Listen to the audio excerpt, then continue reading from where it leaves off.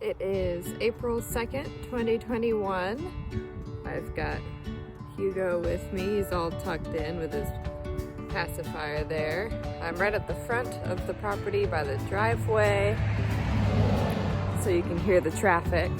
But I wanted to do a garden tour to show where we were at the beginning of the season in 2021.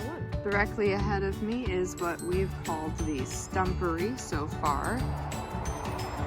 We've got salmon berries. Oh, traffic noises. We've got the stumps from the garden that were pulled out last year. I have lost track. We've got a dogwood. I'm really excited about this because next year we should be able to take cuttings and plant those and propagate, but we want to put the red contrast all throughout. And in here, we want to eventually cultivate mushrooms, ferns, the like. I tried to propagate mushrooms, but doesn't look like it took. This needs to be cleared. Of course, that needs to be cleared. And eventually, this will be a path going into and through the trees. And that takes you out to the other side of this big salmonberry and I think serviceberry and blackberry patch. And you come out right over there. So behind me, right there, is the exit of the trail, and in front, hello, in front we've got the Grape Row. So in front of the trail exit, across the field, we've got the front of the shop where we want to put figs, maybe one here and one here, and have the heat of the shop help ripen those figs, especially because they're Chicago Hardies, which might have a second crop. And then we have the Grape Row here, which has strawberries.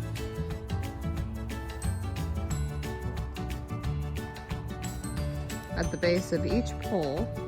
And for now, we've got blueberries in a row, plus a couple odd currants which we need to plant that I do not believe fruit. But these have not been doing well where they are. I think the soil is wrong and I think the sun is wrong, although these grapes have just been loving it. So I think we are going to transplant the blueberries. That's another currant which we need to plant. It's somehow still alive. And then we've got two elderberries. One here and one here. And these are doing fantastically.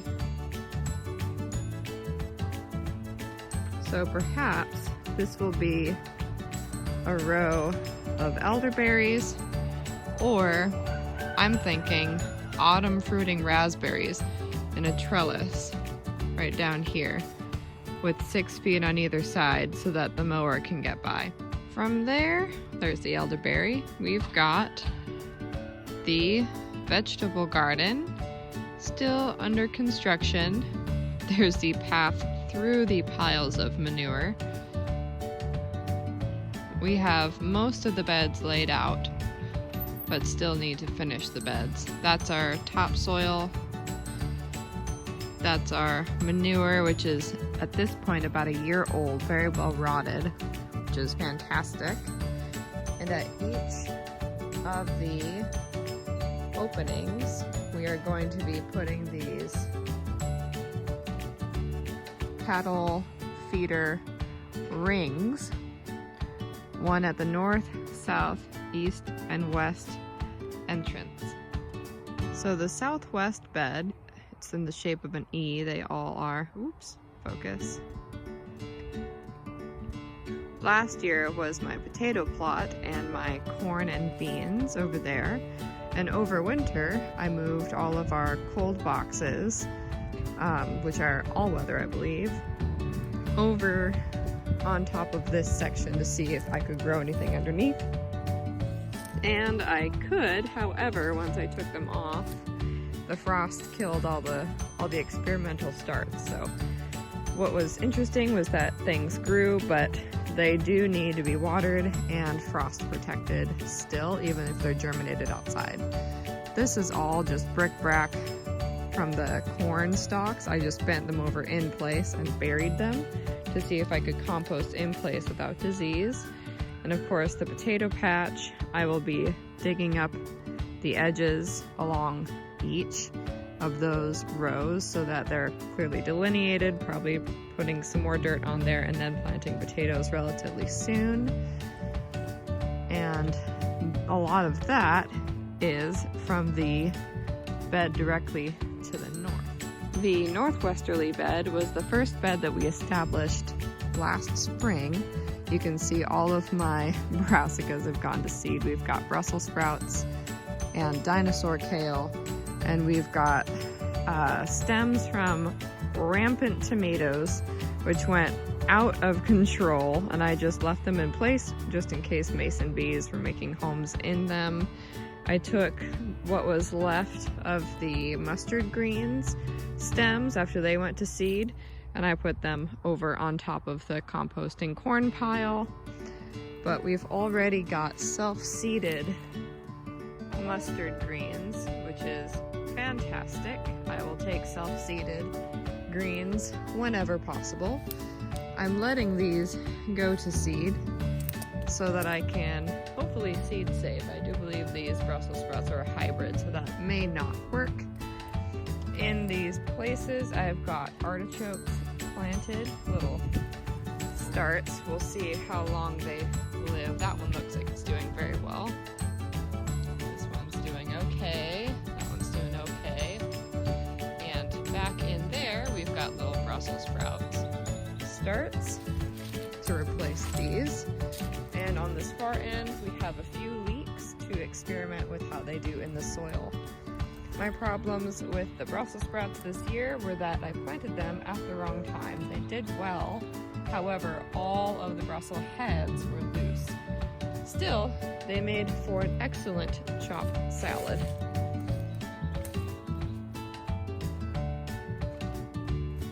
Over here, we've got the surprise dinosaur kale, which I think I planted without really following up to see if they would grow. Again, trying to seed save from those. I've got some mustard greens growing in here, just starts. I need to plant more spinach because something ate these. Let's see. And then over here we've got the old chard and Russian red kale beds. Chard did not start well in the cold, but it overwintered fantastically. So I'll have to start those in the heat and let them overwinter. The Russian red kale is unstoppable. It can grow and overwinter and be harvested and continue to grow, and nothing kills it, to the best of my knowledge. Harvested from it all winter, and it's obviously doing just fine. So coming around to the far northwestern edge, we've got the edge of the asparagus. So right there is one clump of asparagus coming up. We've got another one over there. Every couple feet, all the way around that edge, I cleared the tomatoes off of the asparagus that are coming up because these are only about 1.5 years, maybe 2 years old. And I want them to spread and take root as much as possible. And hopefully I can use strawberries as ground cover long term, but it looks like all of the strawberries in this bed that were ground cover under the tomatoes and in between the asparagus did not pull through. Directly to the east, this is the northeasterly bed, we have onions, a surprise patch of what I believe is broad beans. I discovered I do not like the taste of broad beans and will not be planting them again in the future. That plot was from a couple years ago. And I believe these are yellow onions, one leftover onion from last year. Overwintered beets and cabbage, which I cannot seem to get to head up. They are obviously going to seed, so I might seed save from those. The beets are definitely bolt hardy, and the greens are fairly nice. This fence will be a pea trellis, and I have plans to wrap the fence fully around the bed in either direction so as to grow more peas and beans on that plot, but in a similar formation to block the wind coming in from the east that we get in the cooler seasons.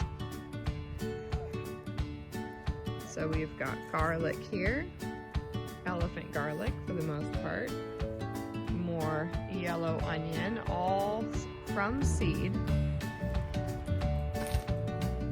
Sets grown from seed rather. And then I believe this is red garlic here. And then we've got red onions, and these were planted from sets. And of course, the beets that I've been trying to get to go to seed, going on 2 years. I'm not entirely sure how to help it along, but I would like to seed save from it since it is still alive and refuses to bolt. 2 qualities which I would like to keep in my beet. And finally, the southeasterly plot, which is a pile of manure and topsoil and scrap metal at this current time. We have this cattle feeder ring in place to be sunk in and secured, similar to this one, so it will match and it will represent the eastern cardinal direction. That was where our delicata squash grew, and it was absolutely fantastic. The most successful squash harvest I had, and I think it was because I planted it largely in compost. But we need to finish out this bed here, and then the final stretch of the E, which is largely where this compost is right now.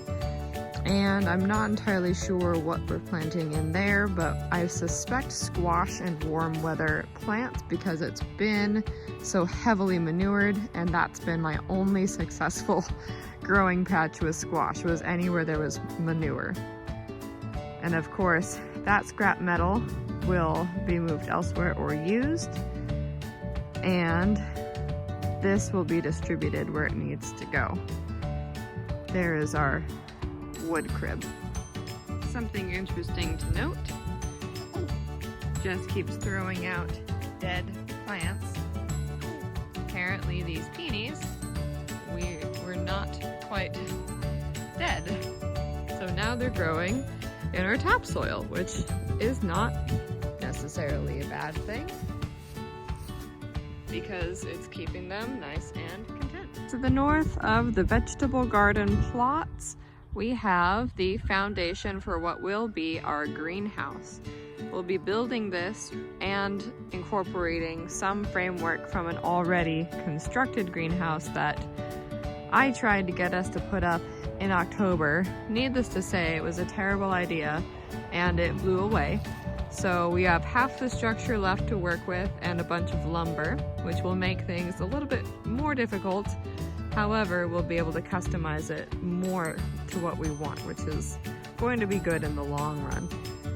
Again, mysterious broad bean patch that I can't remember when we even planted. It has to be multiple years ago.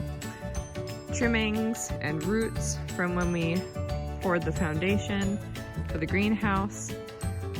This greenhouse was in the place where the foundation currently stands, however it needed to be shifted so that we could lay it.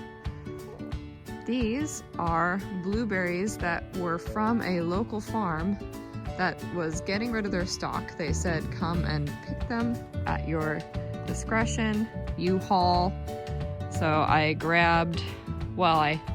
went to grab one and it turned into 4, but they're doing remarkably well in the aciduous soil underneath this cedar. I planted them with their own soil at the root base, which contained a lot of clay, which will retain moisture. We're in sand.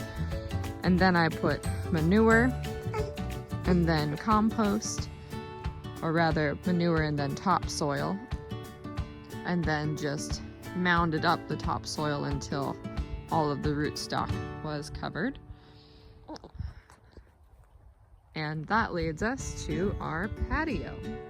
So this patio in the summertime is where we put our outdoor teak table, and I added these planters. They're just boxes, there's no floor to them, and this strip of gravel which is on top of weed barrier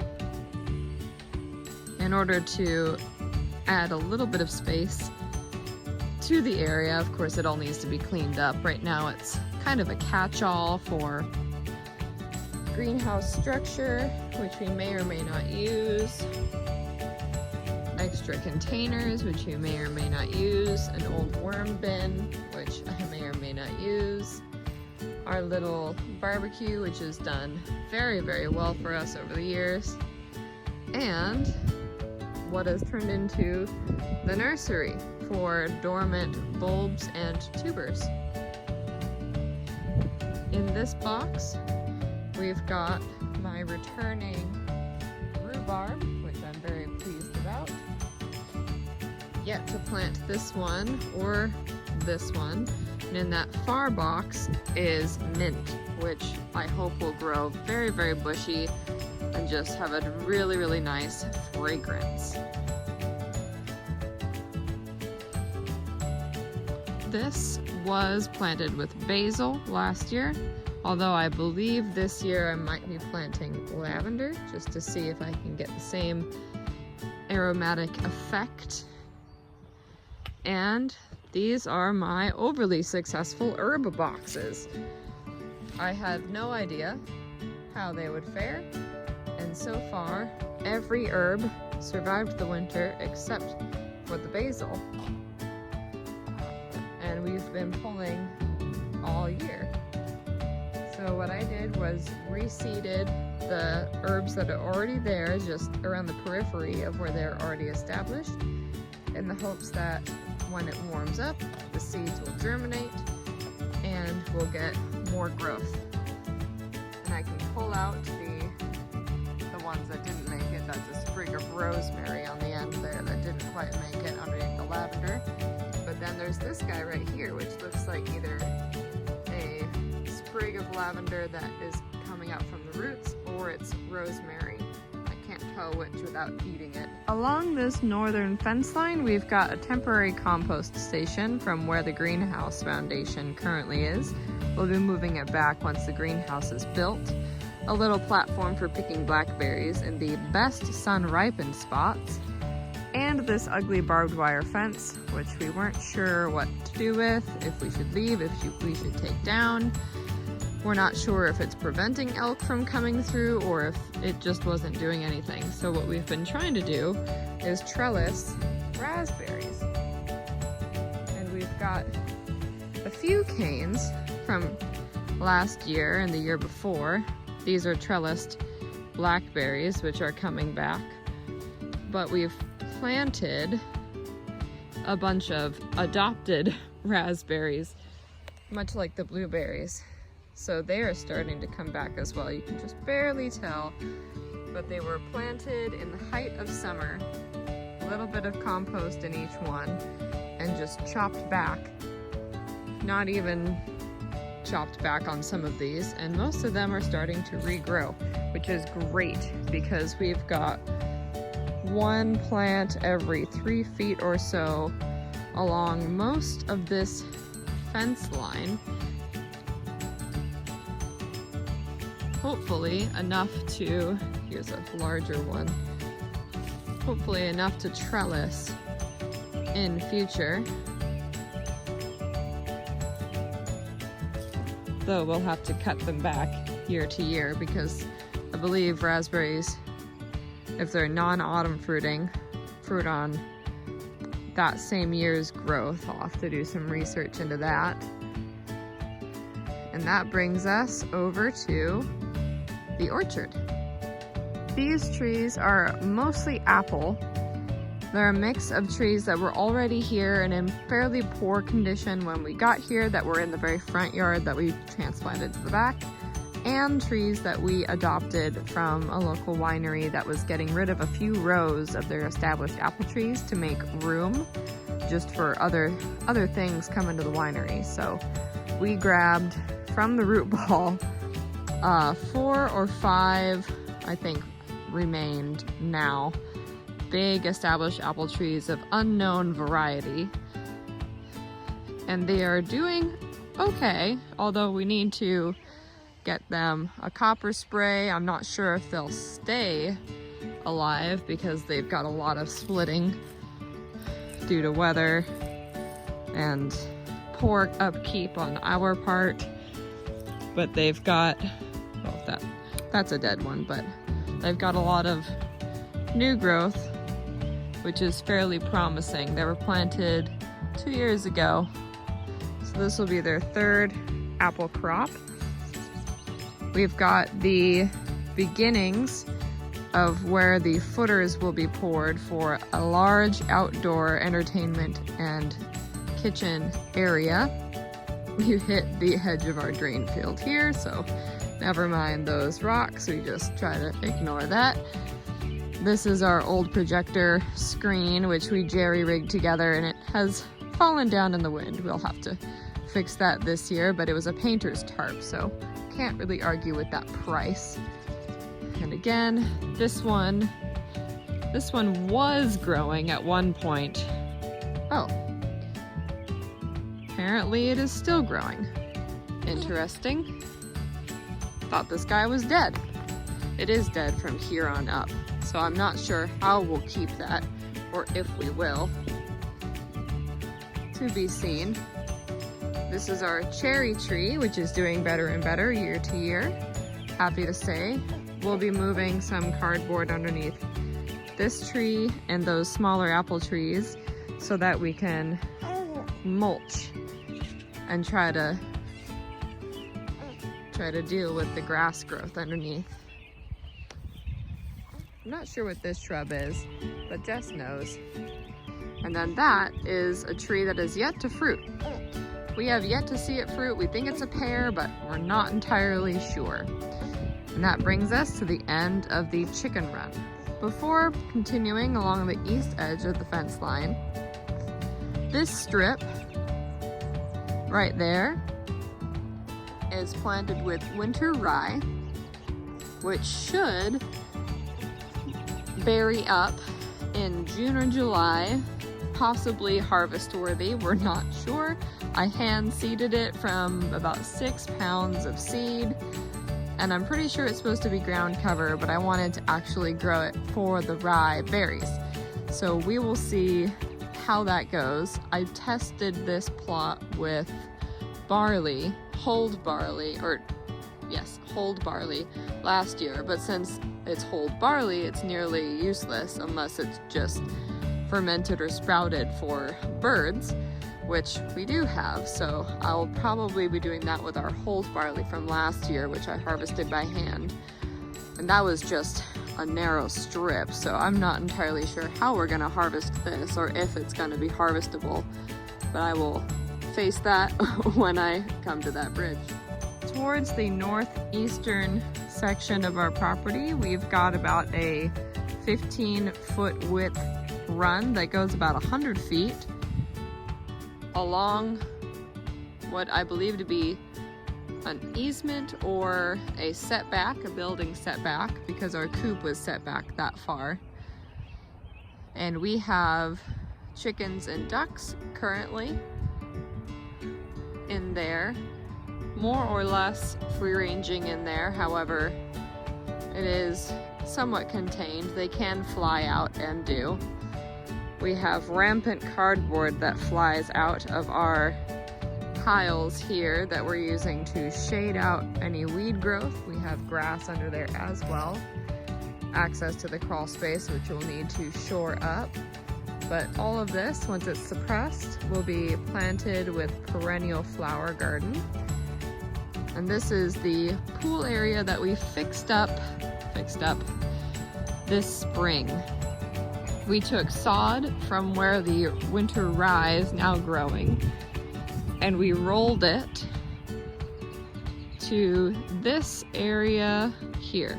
This entire section, that was all bare earth and was a much smaller chicken run that they of course got down to bare earth, like you can see over there and through the rest of the run. But once the sod was rolled out, it grew, thank goodness, and now it is somewhat of a meadow and shade garden with this cedar and this maple. And planted in and out, alternating from the run, are some adopted plum trees, which we got from a friend who wanted to get rid of some of hers that were in a fairly shaded area that weren't doing anything there and needed to make room for others. And they're doing better this year than they did last year when they were first planted, but a couple of them may have perished. I'm not entirely sure. Those two were planted. These three were planted and are doing, I think, the second best out of all of them. Our duck pond, which we will hopefully plumb in and actually turn into a pond, because as you can see, it's becoming a pond. This tree needs to be taken out anyway, so I'm not worried about that being flooded out. But the tree that's doing the best, I believe, is this one, right next to the duck pond. It's got tons and tons of new growth all the way up. Where are you? There we go. Oh, all the way out to the very tips. And I believe it's just very well fertilized. Similar to this one. This one seems to be full of new growth. And even this little guy seems to have significant new growth, although the top looks like it has died in the cold weather, so we'll have to trim that at the appropriate time. In the center of the property, we have Jess's magnificent flower garden full of primarily dahlias and perennials like lupin and other flowers that I can't remember. Irises, some bulbs here and there, roses, and we leave all of the carcasses of last year's flowering plants for bees and insect life to actually use over winter and hopefully reestablish and then come back and pollinate the next year. We've got sunflowers, good bird seed. Apparently we've got some tulips and a little seating area. This particular walkway and little circle all the way over to where it meets the driveway was dug out a good 4 feet down into the ground. The sod was turned over, and then gravel was 6 inches thick laid pretty much everywhere where you still see it, lined with rock, and eventually will be flagstone. However, we're enjoying the gravel for what it is right now. It's doing its job. It's managing quite well. And we're not looking forward to having to lay the flagstone. I say we, but I potentially mean Jess. For the time being, I've got my little breakfast area, little coffee sipping table and chairs, and we've got the flowers, which are all just beginning to come up.